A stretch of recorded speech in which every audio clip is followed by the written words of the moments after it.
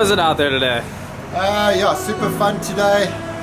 I guess pretty big in the morning when the guys were towing. A little bit of south wind. I was watching from the cliff. They're getting some insane waves. And then the fog came in for a while, and we kind of waited it out till like 10:30, 11. And we paddled out. Me and Ron Washburn and Taylor Paul, and we surfed till like 5:30. And the fog came in pretty thick. But yeah, like by the time we started paddling, it was just a 20 foot, hitting the bowl perfectly, kind of just missing the outside, and just loading up double ups on the bowl. Because of the fog, wasn't very crowded, but you could still see.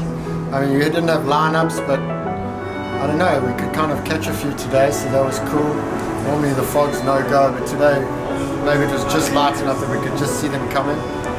And epic day, hardly anyone out, pumping. Yeah, you got on quite a heater. You caught wave after wave after wave, it seemed like. I did have a good day today. I rode a slightly bigger board because of the frogs, so I thought we probably wouldn't be sitting right in the bowl, so I rode a 10-0. Mark Wallace, iconoclast.